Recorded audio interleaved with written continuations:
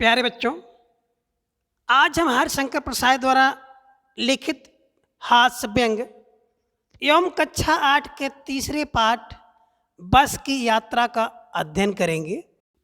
पाठ 3 बस की यात्रा हरिशंकर प्रसाद जी द्वारा लिखित एक हास्य व्यंग है और हास्य व्यंग का अर्थ होता है हंसी के साथ कटाक्ष या उल्टा कहना या उल्टा बोलना। अब आगे देखें और हम लोग इसी के साथ इसका भावार्थ भी जानते हुए चलेंगे, क्योंकि अगर बाद में हम लोग भावार्थ जानेंगे तो वीडियो बहुत लंबी हो जाएगी। तो आगे देखें, हम 5 मित्रों ने तय किया कि शाम 4 बजे की बस से चलें। लेखक कह रहे हैं कि हम और हमारे 4 मित्रों ने ये निश्चित कर लिया कि 4 बजे की बस से ही हम लोगों को सफ़र करना है। पन्ना से इसी कंपनी की बस सतना के लिए घंटे भर बाद मिलती है, जो जबलपुर की ट्रेन मिला देती है। कह रहे हैं कि पन्ना से अगर देखा जाए तो इसी कंपनी की दूसरी बस मिलती है जो सतना के लिए घंटे भर बाद जाती है, अर्थात सतना पहुंचाने के लिए 1 घंटे बाद वो छूटती है और जबलपुर की ट्रेन से मिला देती है। सुबह घर पहुंच जाएंगे। हम में से 2 को सुबह काम पर हाजिर होना था, इसलिए वापसी का यही रास्ता अपनाना जरूरी था। लेखक कह रहे हैं कि हम में से 2 व्यक्ति को सुबह काम पर हाजिर होना था। हाजिर होने का अर्थ होता उपस्थित होना था। कह रहे हैं 2 लोगों को अपने काम में जाना था, इसलिए सबसे अच्छा यही रास्ता था कि हम लोग जो है शाम को 4 बजे की बस पकड़ लें और सुबह वापस आ जाएं। लोगों ने सलाह दी कि समझदार आदमी इस शाम वाली बस से सफ़र नहीं करते। लेखक कह रहे हैं कि लोगों ने सलाह भी दी कि देखिए भैया, ये शाम वाली जो बस है इससे जो बुद्धिमान व्यक्ति होते हैं वो सफ़र नहीं करते हैं। क्या रास्ते में डाकू मिलते हैं? लेखक कहते हैं क्या रास्ते में डाकू को मिलते हैं? का नहीं, यह बस डाकिन है। तो लोगों का उत्तर आता था कि नहीं भैया, यह बस ही डाकिन है, अर्थात यह बस खुद ही डरावनी है। क्यों डरावनी है? अब आगे देखें। बस को देखा तो श्रद्धा उमड़ पड़ी।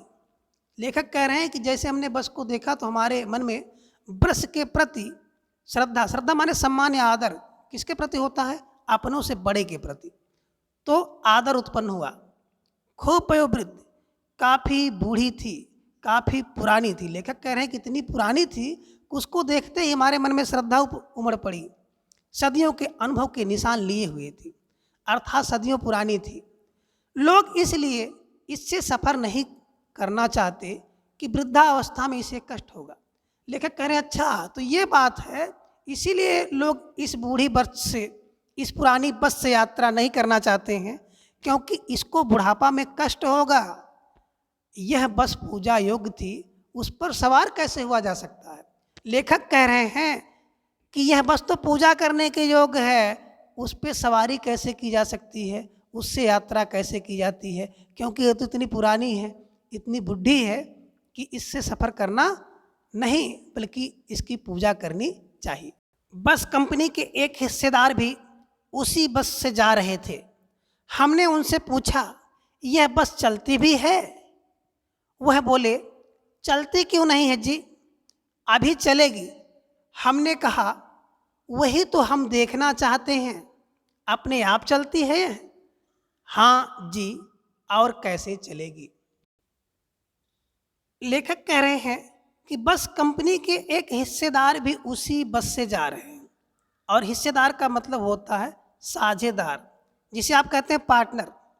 अर्थात उस बस का एक हिस्सेदार भी उसी बस में बैठे हुए थे। हमने उनसे पूछा कि यह बस चलती उलती है?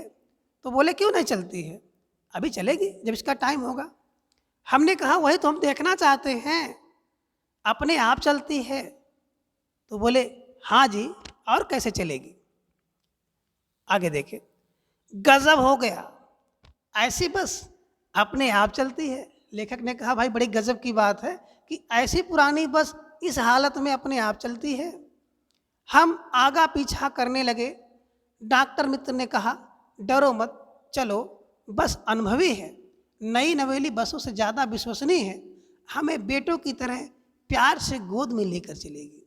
कह रहे हैं, लेखक कह रहे हैं हम आगा पीछा सोच रहे थे कि बैठे कि ना बैठे, ये पहुंचा पाएगी कि नहीं पहुंचा पाएगी। तब तक जो हमारे मित्र थे, डॉक्टर मित्र, उन्होंने कहा भैया डरो मत, चलो यह बस अनुभवी है, काफ़ी पुराने अनुभव को लिए हुए है। और जो नई नवेली बसें हैं उनसे ज़्यादा विश्वसनीय माने होता है विश्वास के योग्य है, और हमें अपने बेटे की तरह गोद में लेकर चलेगी। हम बैठ गए। जो छोड़ने आए थे वह इस तरह से देख रहे थे जैसे अंतिम विदा दे रहे हों। उनकी आंखें कह रही थीं, आना जाना तो लगा ही रहता है, आया है सो जाएगा, राजा रंक फकीर। आदमी को कूच करने के लिए एक निमित्त चाहिए।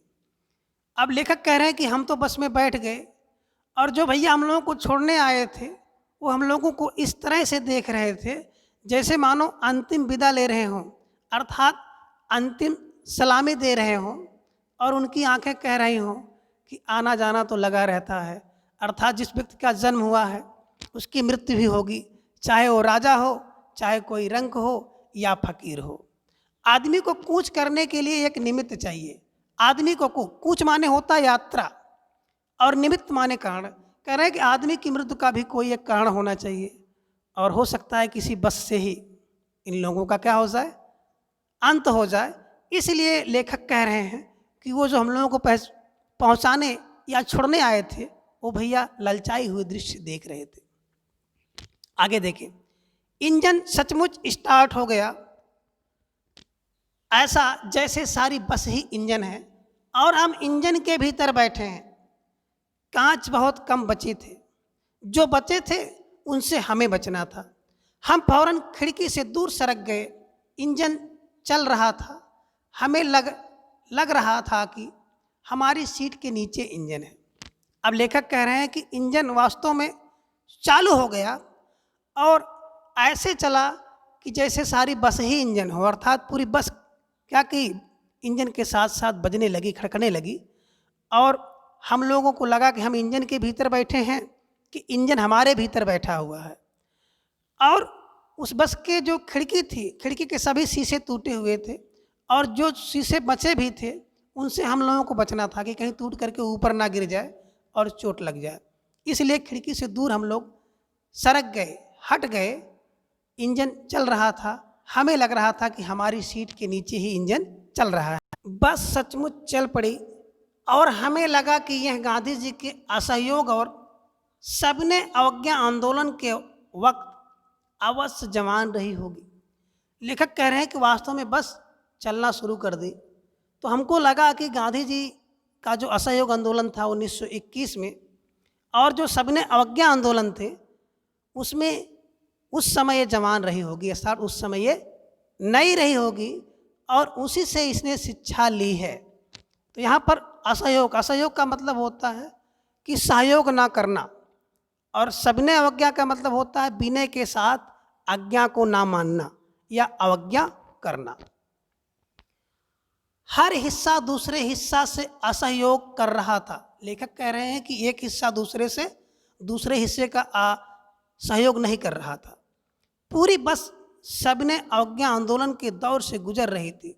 सीट का बाडी से असहयोग चल रहा था।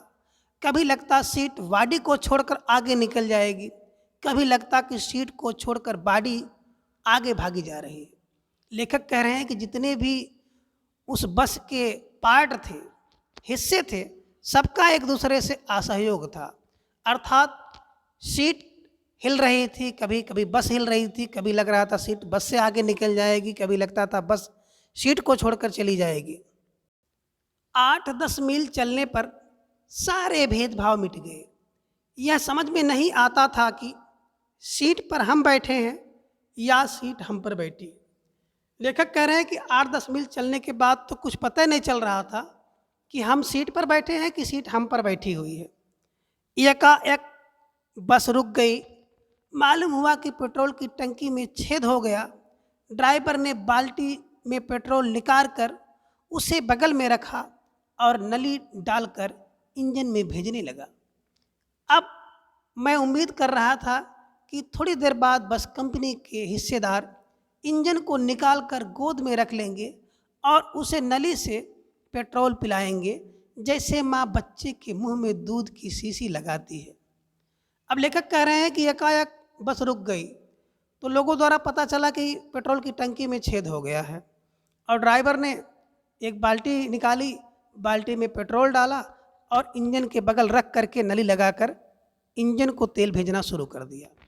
लेखक कह रहे हैं कि हमें उम्मीद माने आशा, अब आशा होने लगी कि लग रहा है कि थोड़ी देर बाद अभी जो बस के हिस्सेदार हैं, साझेदार हैं, पार्टनर हैं, वो इंजन को निकाल कर गोद में रख लेंगे और उसे नली से पेट्रोल पिलाएंगे, जैसे एक माँ अपने बच्चे को दूध की शीशी से दूध पिलाती है, उसी तरह से उसको पिलाएंगे।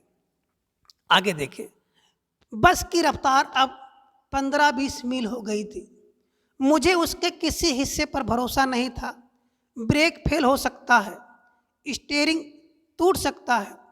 प्रकृति के दृश्य बहुत लुभावने थे। दोनों तरफ हरे भरे पेड़ थे जिन पर पक्षी बैठे थे। मैं हर पेड़ को अपना दुश्मन समझ रहा था। जो भी पेड़ आता डर लगता कि इससे बस टकराएगी। वह निकल जाता तो दूसरे पेड़ का इंतजार करता। झील दिखती तो सोचता कि इसमें बस गोता लगा जाएगी। अब आगे देखें, लेखक जो है कह रहे हैं कि जो बस की रफ्तार थी अब 15 से 20 मील हो गई। अब मुझे लगने लगा कि उसके किसी हिस्से पर उम्मीद नहीं की जा सकती, भरोसा नहीं किया जा सकता है।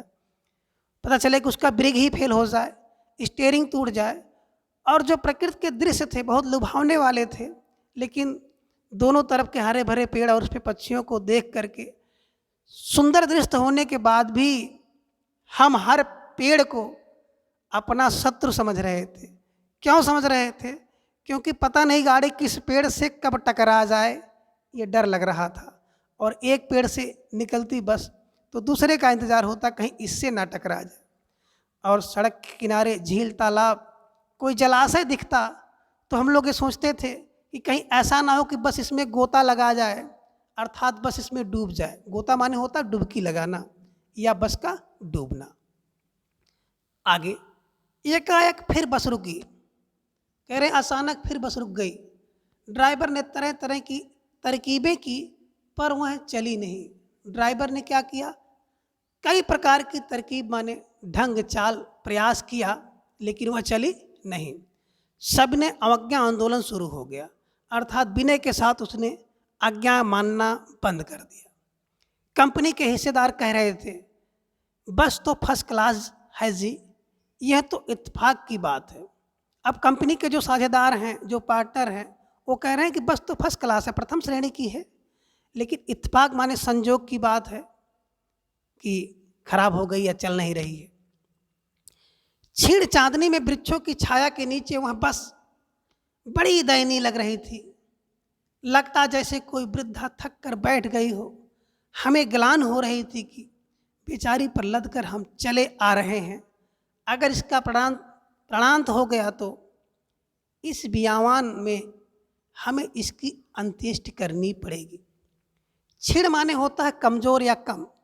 चांदनी माने चांदनी रात में वृक्ष की छाया के नीचे वह गाड़ी क्या हो गई?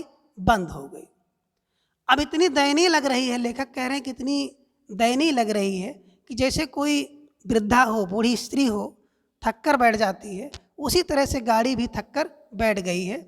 और हमें बड़ा ग्लानि हो रहा, पश्चाताप हो रहा है कि बेचारी पर हम लोग लद कर चले आ रहे हैं, बैठ के चले आ रहे हैं। पश्चाताप कर रहे हैं कि इस बस पे हम लोगों को बैठना नहीं चाहिए था।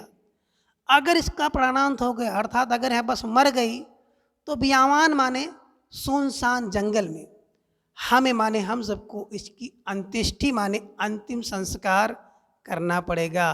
कहाँ? इसी सुनसान जंगल में ही इस बस का अंतिम संस्कार कर देना पड़ेगा। हिस्सेदार साहब ने इंजन खोला और कुछ सुधारा। बस आगे चली, उसकी चाल और कम हो गई थी। लेखक कह रहे हैं कि जो साझेदार थे, पार्टनर साहब थे, उन्होंने इंजन को खोला और कुछ ठीक कर दिया। बस आगे चली और उसकी चाल अब और कम हो गई। जो 8-10 मील की थी और घट करके 4-5 मील पे आ गई होगी। धीरे धीरे वृद्धा की आंखों की ज्योति जाने लगी। चांदनी में रास्ता टटोल कर वह रेंग रही थी। आगे या पीछे से कोई गाड़ी आती दिखती तो वह एकदम किनारे खड़ी हो जाती और कहती, निकल जाओ बेटी, अपनी तो वह उम्र ही नहीं रही। लेखक कह रहे हैं कि धीरे धीरे क्या हुआ, जो बस की लाइट थी, प्रकाश था, रोशनी थी, वो भी कम होने लगी और चांदनी रात में अर्थात रात हो गई और रात में रास्ता को टटोल कर मतलब ढूंढ कर वह रेंग रही मतलब धीरे धीरे चल रही थी और आगे या पीछे से कोई गाड़ी आती तो उससे किनारे खड़ा कर लेता था, जैसे वह कह रहा हो कि निकल जाओ बेटी। बस कह रही हो, क्या कह रही हो, निकल जाओ बेटी, अपनी तो वह उम्र नहीं है, अर्थात अब हम बुढ़ापे में हैं, तुम ही निकल जाओ। एक पुलिया के ऊपर पहुंचे ही थे कि एक टायर फिस करके बैठ गया। वह बहुत जोर से हिलकर थम गई। अगर स्पीड में होती तो उछलकर नाले में गिर जाती। लेखक कह रहे हैं कि जैसे कुछ दूर और चले तो एक पुलिया माने होता है छोटा पुल, उसके ऊपर पहुंचे ही थे कि टायर फिस माने होता एक ध्वनि, जब टायर रोड फटता है ना तो फिस की आवाज़ आती है, तो टायर फिस करके बैठ गया और वह बहुत जोर से हिलकर थम गई। बस जो है हिल गई, लेकिन हिलकर थम गई। कह रहे अगर स्पीड होती तो उछलकर नाले में गिर जाती, अर्थात नाले में डूब जाती। मैंने उस कंपनी के हिस्सेदार की तरफ पहली बार श्रद्धा भाव से देखा। वह टायरों की हालत जानते हैं, फिर भी जान हथेली पर लेकर इसी बस से सफ़र कर रहे हैं। लेखक कह रहे हैं कि हमने जो है उस साझेदार की तरफ देखा, पार्टनर की तरफ देखा और पहली बार उनके प्रति श्रद्धा सम्मान उमड़ा कि बस के टायर की स्थिति को देख रहे हैं, कितना खराब है, जर्जर है, फिर भी इससे सफ़र कर रहे हैं। उत्सर्ग की ऐसी भावना दुर्लभ है। उत्सर्ग माने होता बलिदान की ऐसी भावना तो जल्दी देखने को मिलेगी ही नहीं। सोचा इस आदमी के साहस और बलिदान की भावना का सही उपयोग नहीं हो पा रहा है। लेखक कह रहे हैं कि हमने सोचा कि इस आदमी के जो अंदर जो साहस है, जो बलिदान है, उसका सही ढंग से उपयोग नहीं हो पा रहा है। इसे तो किसी क्रांतिकारी आंदोलन का नेता होना चाहिए था।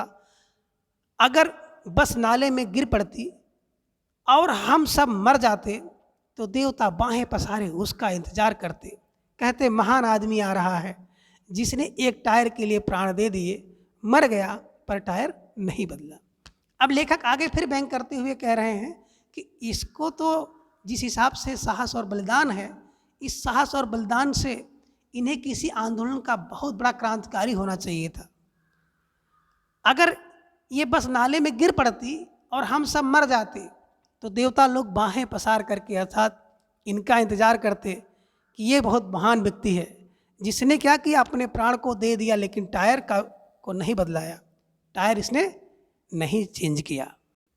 दूसरा घिसा टायर लगाकर बस फिर चली। हमने वक्त पर पन्ना पहुंचने की उम्मीद छोड़ दी थी। पन्ना कभी भी पहुंचने की उम्मीद छोड़ दी थी। पन्ना क्या, कभी भी पहुंचने की उम्मीद छोड़ दी थी। लगता था जिंदगी इसी बस में गुजारनी है और इससे सीधे उस लोक को प्रयाण कर जाना है। इस पृथ्वी पर उसकी कोई मंजिल नहीं है। हमारी बेताबी, तनाव खत्म हो गए। हम बड़े इत्मीनान से घर की तरह बैठ गए। चिंता जाती रही, हंसी मजाक चालू हो गया। हरिशंकर परसाई जी।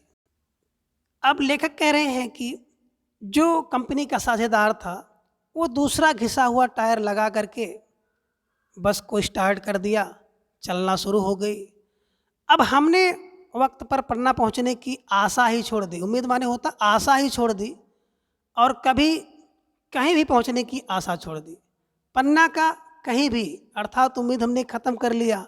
जिंदगी इसी बस में गुजारनी है, अर्थात अगर जिंदा रहे तो इसी बस में और मरेंगे भी तो इसी बस में, क्योंकि उसकी हालत ही ऐसी हो गई थी। और इससे सीधे उस लोक को प्रयाण कर जाना है। प्रयाण माने होता प्रस्थान, उस लोक मतलब मृत्यु लोक को। और इस पृथ्वी पर उसकी कोई मंजिल नहीं है, अर्थात इस बस की पहुंचने की कोई मंजिल नहीं है जहां इसको जाना है, बल्कि ये बस कहाँ उस लोक पहुंचाने वाली है। हमारी बेताबी, तनाव सब खत्म हो गए और हम बड़े इत्मीनान से, बड़े आराम से घर की तरह बैठ गए और चिंता करना छोड़ दिया। फिर हंसी मजाक चालू हो गया कि जिंदा रहेंगे तो पहुंचेंगे, नहीं तो कोई बात नहीं। तो बच्चों, आज की क्लास में हम लोगों ने हरिशंकर प्रसाद द्वारा लिखित हास्य व्यंग बस की यात्रा का अध्ययन किया। अगर आपको वीडियो अच्छी लगे तो लाइक, शेयर, सब्सक्राइब करें। Thanks for watching.